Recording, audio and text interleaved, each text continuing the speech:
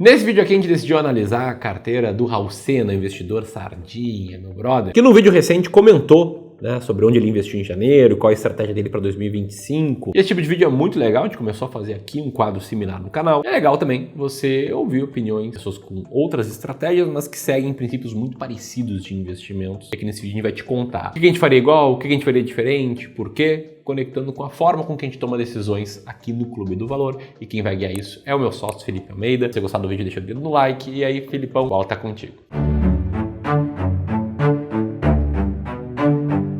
Boa, vamos lá fazer a análise da carteira do Raul. E antes de mais nada, Raul, se você estiver vendo esse vídeo, eu queria dizer que eu tenho uma admiração e uma gratidão muito forte pelo Raul. Inclusive, um dos nossos canais no YouTube aqui do Clube do Valor, que leva meu nome, Felipe Almeida Seu Dividendo, ele foi criado depois de uma conversa que eu tive pessoalmente com o Raul lá em 2022, num evento que a gente participou em Recife sobre mercado financeiro e investimento. Então, pela contribuição direta e indireta na minha vida e no mercado financeiro, sendo um dos maiores canais do YouTube hoje aqui no Brasil sobre o tema, a gente percebe que o Raul não chegou onde tá à toa. E eu falo isso para deixar claro que toda e qualquer análise aqui ela é estritamente baseada em fundamentos e não tem nada pessoal. É como se fosse alguém desconhecido que tá chegando hoje no Clube do Valor e a gente vai fazer uma análise de carteira. E aí quando a gente parte para análise de fato, a gente precisa lembrar que toda análise de carteira deve começar pelo mais importante, que é a macroalocação, ou seja, a porcentagem de cada classe de ativo que tem dentro de uma carteira, seja renda variável, renda fixa, investimentos internacionais. É justamente a macroalocação que mais faz diferença na vida do investidor e não sou eu que tô tirando isso da minha cabeça, nem o Ramiro, nem o Clube do Valor. Existem estudos comprovando isso, como é o caso que foi feito pelo professor Roger Ibbotson, esse senhorzinho simpático que aparece aí na tela para vocês, autor de alguns livros relevantes no mercado financeiro e que descobriu num estudo recente que praticamente 92% do bom retorno de um investidor vem da macroalocação. Então não faz sentido perder energia demais com outra coisa que não seja isso inicialmente. E aí no vídeo recente que o Raul soltou, ele trouxe o principal formato que ele segue na hora de decidir o que é que ele vai comprar, o que é que ele vai vender. Vocês sabem aqui que eu utilizo o método que é ensinado na UVP, que é o diagrama do Cerrado. Ele consiste em definir percentuais fixos de alocação. Então, vou investir 20% em investimentos internacionais, vou investir 30% em investimentos nacionais, em ações nacionais, vou investir metade disso, o restante em renda fixa, por exemplo, e aí depois você ir balanceando. Por quê? Porque se as ações se desvalorizam, a renda fixa toma um percentual maior da carteira. Daí a gente investe em renda fixa para voltar ao equilíbrio. Ou seja, aqui a gente já vê que a gente pensa muito parecido com o Raul em termos de macroalocação, onde o princípio número 1 é respeitar as porcentagens que a gente quer em cada uma das classes de ativos. Se tem pouco, você vai lá e compra. Se tem muito, você não compra pelo menos. Beleza, então vamos pro próximo passo e vamos ver como é que tá a macroalocação do Raul, que atualmente ele mostrou no vídeo por esse print que tá aí na tela, com o maior peso ali em 35% para renda fixa, 25% para renda variável, deve estar misturado ações Brasil e fundos imobiliários, 20% para criptomoedas, que ali deve ser majoritariamente Bitcoin, e 19% em ativos internacionais. E aí na hora de falar desse novo aporte dele de janeiro, ele falou como é que ele tava antes para que todo mundo entendesse o que é que ele tava fazendo. Tava com 25% em renda variável, 35% em renda fixa,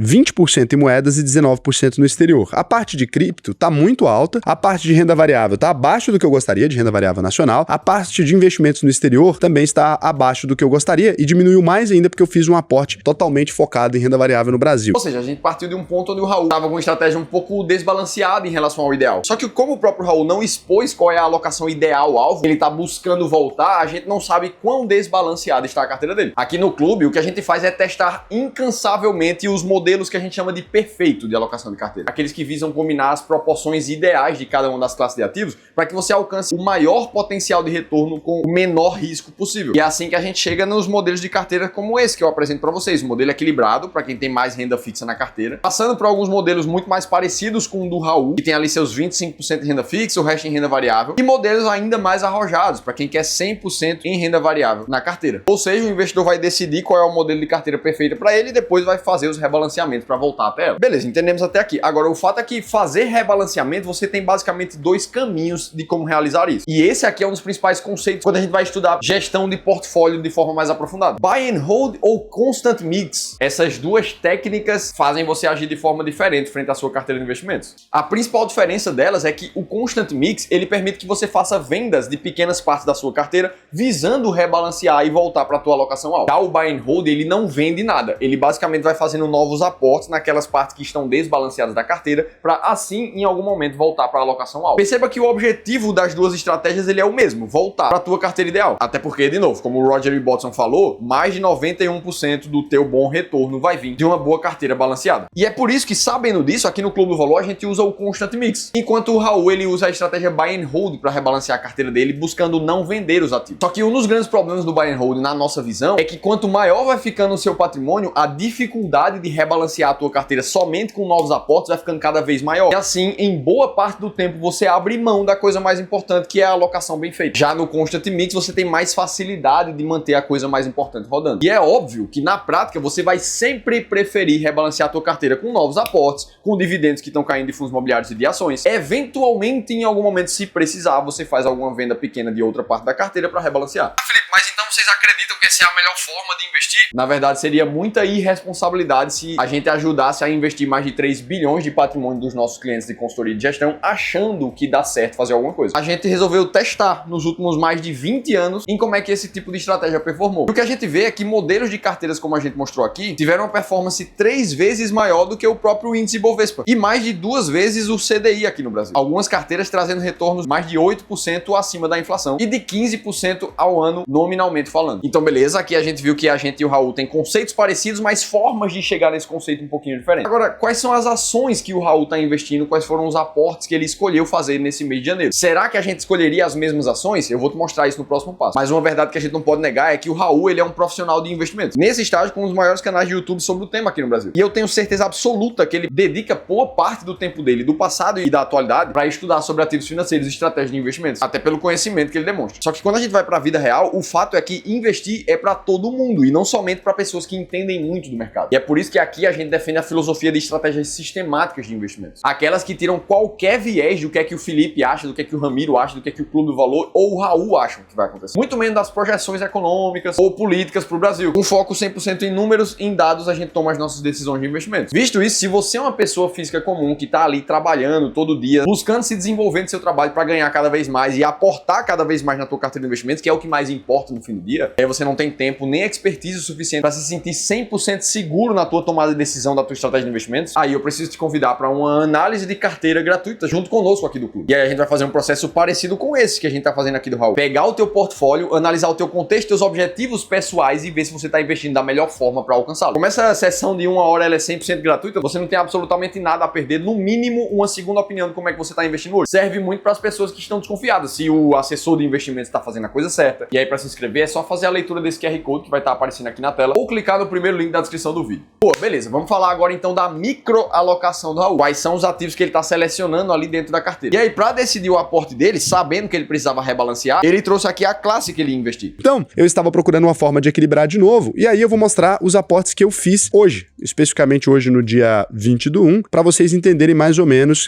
como que tá seguindo essa filosofia. Como os ativos brasileiros são os que mais caíram em relação aos demais, o aporte que eu fiz, eu investi mais ou menos uns 400 mil reais hoje, né? O aporte que eu fiz foi dentro dessas características que caíram. Então, pelo desenho ideal da carteira que ele quer, hoje ele tem menos alocação de ações Brasil do que ele queria, por isso é a prioridade no aporte. Aí vamos para as ações que ele comprou. Eu comprei M Dias Branco, né? Que é uma empresa small cap pequenininha. Eu comprei 2.500 ações a R$19,40. Então, uma grana aí, uma bica. Eu comprei Engie, 1.400 ações a R$35,20. Comprei uma grana também. O tesouro que eu comprei, na verdade, não foi isso aqui, né? Foi NTNB Principal, seria, né? O título IPCA+. Eu peguei IPCA+ 2035, que tá oferecendo aí 7,68 aí, né? Mais IPCA. Então, foi esse o título que eu peguei hoje. Aí tá incorreto, né? Aqui no sistema que eu utilizei, que foi o Gorilla. Então, a gente já vê aqui que ele teve uma parte alocada em renda fixa atrelada à inflação também. Ele deve ter encontrado algum gap ali na carteira para trazer um pouco desse ativo. E aí aqui continuam as ações, ó. Então, eu comprei também Grendene, tinha tempo que eu não comprava, 4.600 ações de Grendene a R$5,39. Comprei tudo aquilo que estava prejudicado na minha carteira. Viva 3, né? Que é a Vivara, uma empresa que eu gosto bastante, principalmente pela reserva de valor dela ser o próprio estoque, né? Que só valoriza com o passar dos anos. 2.000 ações a R$19,20. Comprei a BEV3, 4.500 ações a R$11,01. Comprei B3SA3, 4.800 ações a R$10,33. E aí tem as ações que eu comprei não hoje, né? Que eu investi em BPAC 11, né? Então tá aí também.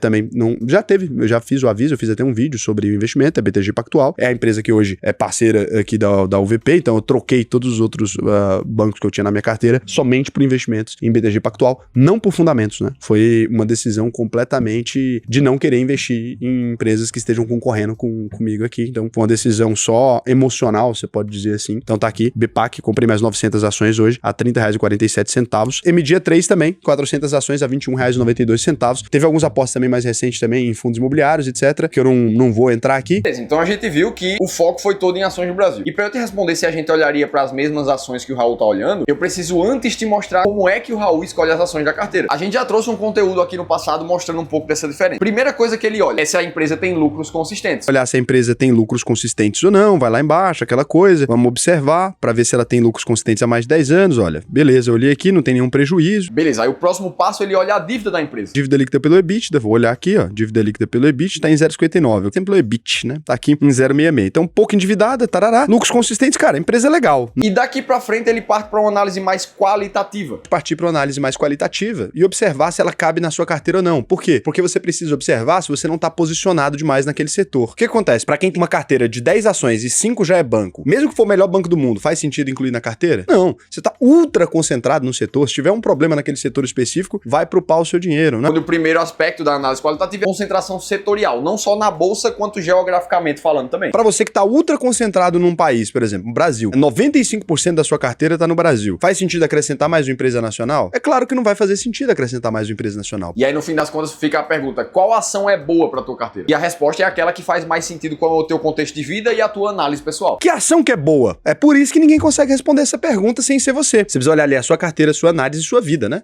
Como é que tá a minha vida, como é que eu tô e o que eu tô tentando fazer com isso aqui. É óbvio que no longo prazo você tá tentando fazer dinheiro. Ou seja, cada pessoa teria uma resposta certa diferente. E assim o Raul escolhe as empresas da carteira e depois que ele compra, ele não vende mais. Aqui no clube, como a gente falou, a gente faz a microalocação de forma sistemática, formando inclusive o nosso sistema de alocação estratégica, onde em cada uma das classes de investimentos a gente tem estratégias sistemáticas diferentes. Então, por exemplo, se eu sou um investidor de ações Brasil que foca muito mais em dividendos, eu vou olhar para as ações que mais pagam dividendos da bolsa segundo a estratégia máquina de dividendos. E aí, baseado na minha decisão, eu vou saber quais são os critérios exatos, todos quantitativos, de como eu vou escolher uma empresa para comprar e qual vender. E o principal intuito de investir assim é justamente tirar o viés pessoal, as emoções de cada um dos investidores, as projeções de mercado que se faz. Afinal de contas, o próprio mercado financeiro errou 95% das previsões sobre a economia desde 2021. E o Boletim Focus, que é a principal ferramenta do Banco Central para fazer projeções econômicas, errou em 16 oportunidades dos últimos 21 anos também. Então, pra gente, uma boa estratégia de ações, como a máquina de dividendos, ela vai se basear em critérios claros, como, por exemplo, ter uma liquidez diária acima de 3 milhões, ter lucros positivos nos trimestres recentes, ter lucros crescentes nos últimos anos, ter limites de payout saudáveis, não ser uma empresa muito volátil e, claro, pagar um dividendo elevado nos últimos 36 meses. Ah, Felipe, mas por que vocês investem assim? Vocês gostam desses critérios? E na verdade não, a gente testou para ver se funcionou no passado. E o fato é que o resultado da estratégia máquina de dividendos teve uma performance muito acima do índice Bovespa, quando a gente olha em termos de retorno total. Inclusive, se você quiser conhecer mais de como essa estratégia foi formada e 7 empresas que estão dentro das 10 maiores pagadoras de dividendos da bolsa nesse momento que você assiste o vídeo, clica nesse card que eu vou deixar aqui em cima para baixar um e-book gratuito que eu mesmo escrevi